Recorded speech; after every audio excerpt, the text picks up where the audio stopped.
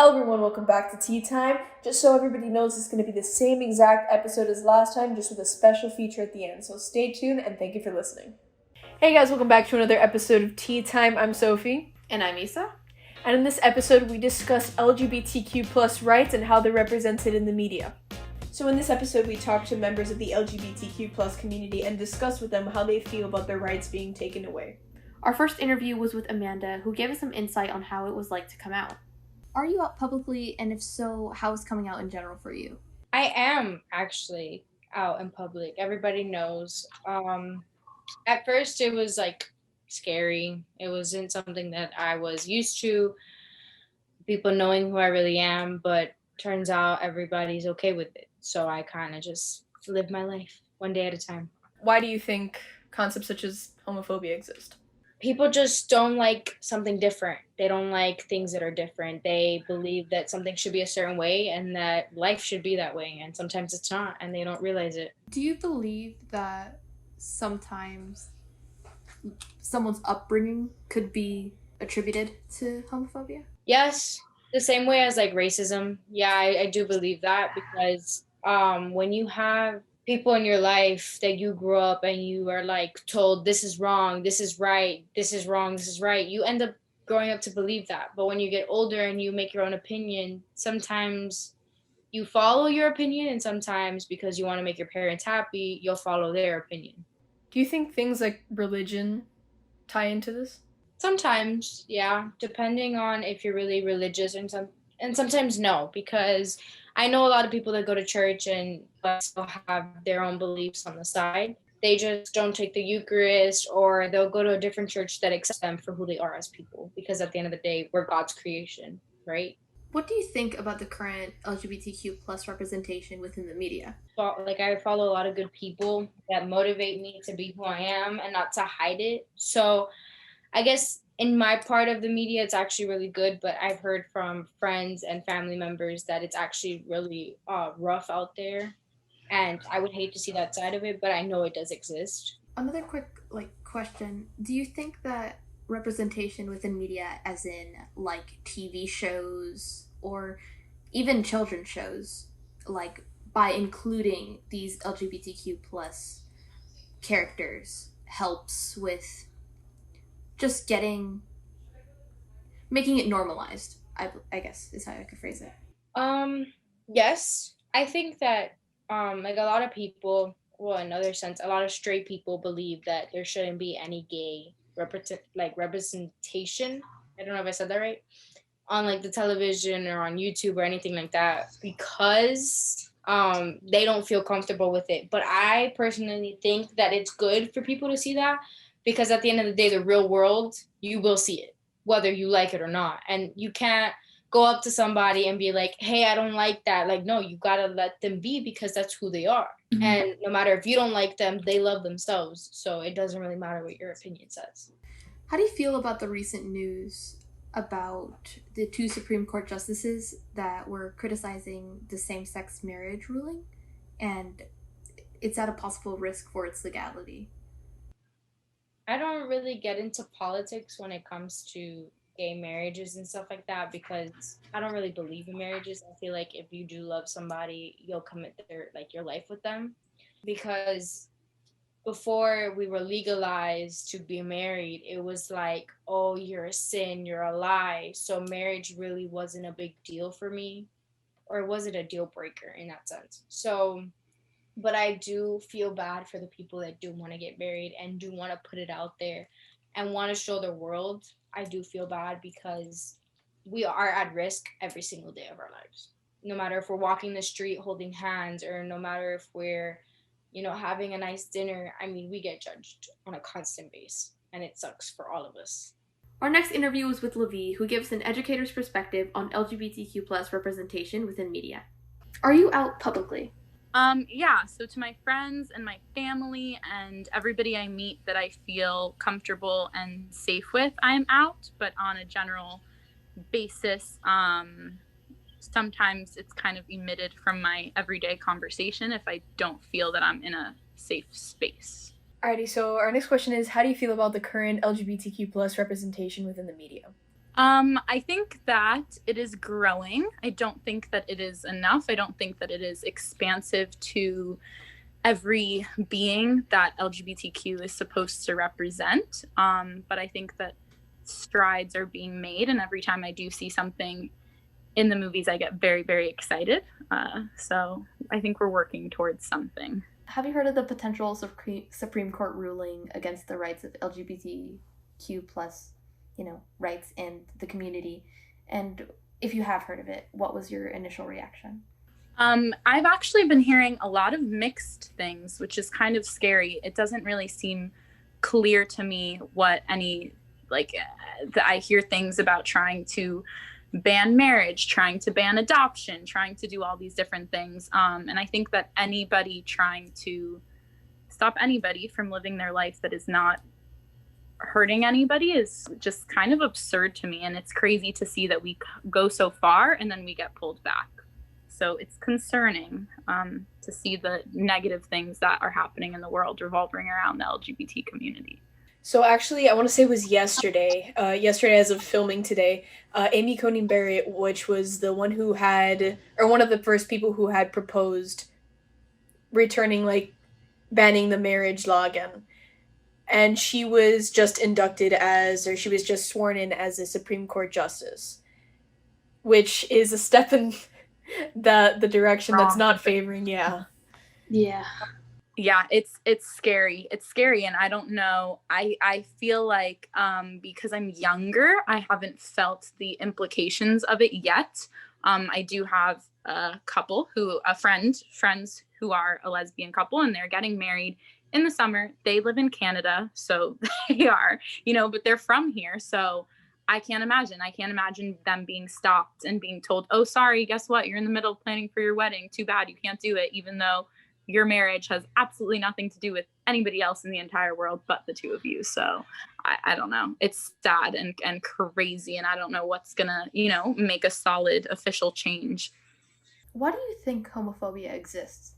I think people are just scared of anything that's unfamiliar to them, and I think that people live in a world where they just want to be in other people's businesses. And I think, if there is a person who is choosing to be with somebody who is consenting, who is of an appropriate age, then who cares who it is, or why they want to be together. But everybody just wants to be in each other. People who, are homophobic, I think they just want to be in other people's business, and it has nothing to do with them. And they think that just because somebody else represents a certain way that it's going to affect them, or that they have to be a part of it. Or, even when I hear people say, oh, I don't want to see it, what are you even seeing? What's the difference between seeing a straight couple holding hands in the street versus a gay couple? The extent of what's happening, it just shouldn't bother anybody. But yeah. I think people are just scared and ignorant and dumb and selfish. Last but not least, we interviewed Chris and Lewis, who were able to give us their unique perspectives on how they were able to come out and how somebody's upbringing may affect their views. So the first question is to both of you. Are you guys out publicly? I am. Yeah, we both are. I came out 2014, 2015. Wasn't the easiest, but it definitely was a lot better than most of my friends and maybe my boyfriend. We're both out. I was more outed to my family, but I kind of see it as a blessing, I guess, now, because it maybe I didn't have the courage to do it myself. So I know a lot of friends and family that their outing or their coming out wasn't the nicest. How do you feel about the current LGBTQ plus representation within the media? So I think we're getting closer to where it needs to be. Definitely moving towards the right direction, but we're not there yet. A lot of gay men are portrayed as being very fragile and soft. Not every gay man is soft and fragile, Yeah, I think I agree. I do like to see that there is much more representation than when I was growing up. I mean, now I'm seeing cartoon characters that are inclusive of LGBTQ plus identities, So I love to see that, and I love to see that it has been a little bit more progressive. for the most part, what I see is just stereotypes that continue to, at this point, get old. So recently there's been a new Supreme Court case that I want to say they're hearing on Wednesday. So today being Monday, this is gonna happen on Wednesday. And if you guys have heard of it, I already see you guys nodding already. The case with Amy Coney Barrett and the whole initiation into the Supreme Court. How do you guys feel about them possibly taking away the rights that they once had given? He actually educated me on this more than I actually did. I was super sad to think that our country would probably be taking steps back than forward or more progressive. Like, there's a lot that is at stake ultimately, because it's not just LGBTQ rights, it's minority rights that are being put into questions at the moment, and that even including some religious minorities like Muslim people and Jewish people. That's what we're seeing right now being put into question. I believe that one of the cases that they're using is Fulton v. Philadelphia, which is one of the cases that have given some kind of protection when it comes to the law to our community, not, and so yeah, it did make me very scared, upset, like frustrated. Yeah, because we've come so far to now start going back. It's heartbreaking, to feel like we're getting to this point again. I feel sad for the older LGBTQ members that felt like, oh my God, yes, we got here. We got this huge movement, and now once again it's being put into question and kind of back to square one. Yeah, and it's maybe even at this point showing like the true reality that we're living in America, and what some people maybe weren't voicing out as far as like what their opinion is on same-sex marriage. So it definitely has also othered us, it has divided and separated the entire country. We're looking at it's either you're one thing or you're the other. We're not the United States, we're something else. So despite the fact that there are marriage laws and such protecting the LGBTQ plus community, there are still things in action such as the LGBTQ plus panic defense. I'm not sure if you guys are familiar with no. So the LGBTQ panic defense, if I'm defining this correctly, is a defense against people who commit acts of violence towards LGBTQ plus members. So if they feel that they were threatening their rights, they have the right to either physically hurt them or even kill them, if I'm defining this correctly. So how do you guys feel about things like that? Even though we're still in that right direction, there's still things that exist. And it's not legal in every state, but I know it is legal in Florida. Yeah, so I wasn't acquainted with the name, but I have definitely heard of that. And it's mostly targeted towards our POC LGBTQ people, especially if you're transgender women and such. And it's heartbreaking, but ultimately it's the reality, because yes, we do have same-sex marriage equality, right? But the very next day, if my boss says that it's against his religion, he could fire me for that alone, for getting married. It's a double-edged sword. Like there is only so much progressiveness, right? And it's ultimately because it's also being left to the states to decide what our protections are and what the laws that will ultimately protect us, because it's different in every state ultimately what kind of protection you fall under. And we live in Florida. Ultimately the South, it's not as much as we want to believe that it's a progressive state. There is still a lot of people that are deep in their root, understand how these are just common rights, the civil rights, the very minimum. No one's asking for extra. We're asking for the very minimum, what everybody else already has. Straight people don't have to get married and then very end get fired because they're straight. Like, that's not a thing, So I think that until the day that we do have a full redefining what our protection laws are, it's going to continue to be like this. You know, the mindset of this country is not changing on LGBTQ people. I don't think that it has, even with the same-sex marriage getting passed. For further questions regarding the LGBTQ plus community, which is an organization who prides themselves in educating people based on gender orientation, sexual orientation, and a lot more. So you can call them at 305-663-7195. I repeat, that's 305-663-7195. If you're figuring yourself out, don't be afraid to speak to those you're comfortable with, and do it on your own time. Don't feel pressured to come out because it might seem like a burden. Come out when you feel comfortable and when you're in a safe environment. Just like we said in the beginning of the episode, we were able to get an interview that we weren't able to include in the last one. This interview was none other than Mama Jill Wallace, who is a TikTok and media influencer. How does it feel to see people of the same faith and beliefs as you mistreat their kids who are LGBTQIA+? In a strange way, it's understanding. I know that sounds weird because obviously it's hurtful. Obviously it pisses me off. Like, they're my children. At the same time, I understand. And this is why my mom raised me to always try to put yourself in someone else's shoes. And not just like, oh, but like, how do you really think they're feeling?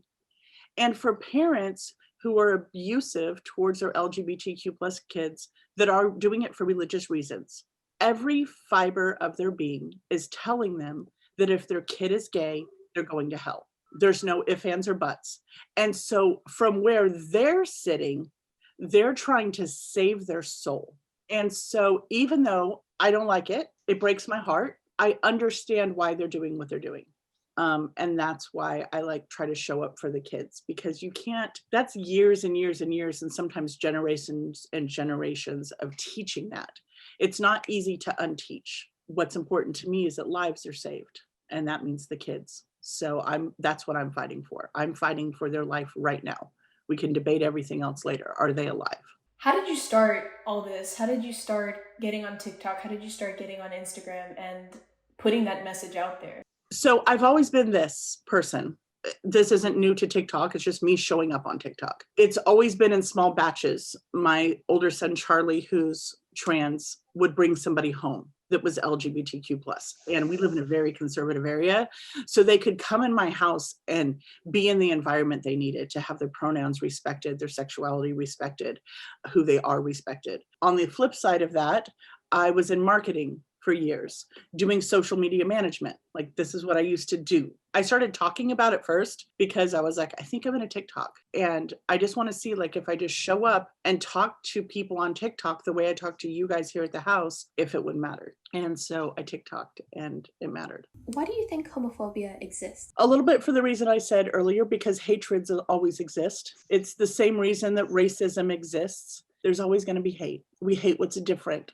We hate what we don't understand. Sometimes we hate what we are. We know that there are people, some of the most fierce people who are homophobic are also gay. You know, it's just, it is what it is. I think that it's rough because religion wraps itself around, but it's also traditionally done that as well. It's something, what do people always say? Don't talk to religion and politics and to get along with people. And that's just kind of what it comes down to, is that for generations, people like and dislike certain things or certain people.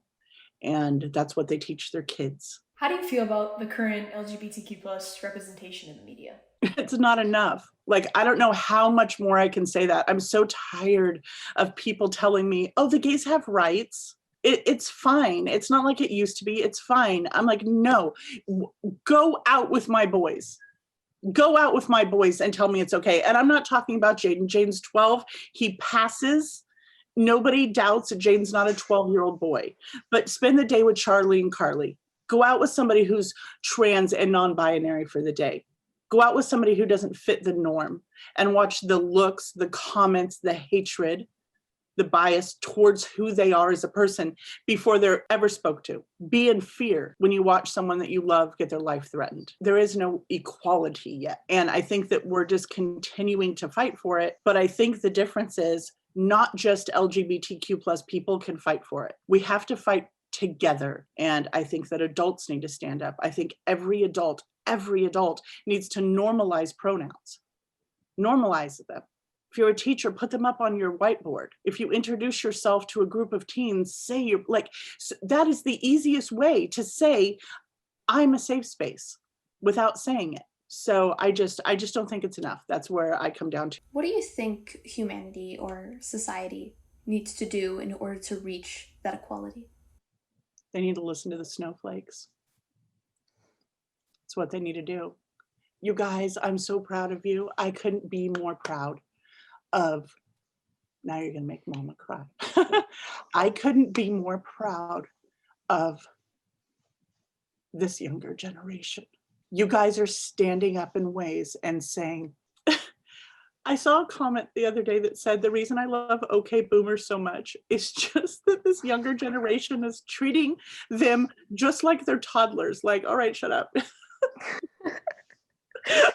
You know, that finally people are banding together and standing up and saying, no, we treat people right. That's what we want to do in this world. Do you remember when we used to, at least I used to be raised, treat people how you want to be treated, but not just superficially, wholeheartedly? How do you want your mother treated? How do you want your children treated?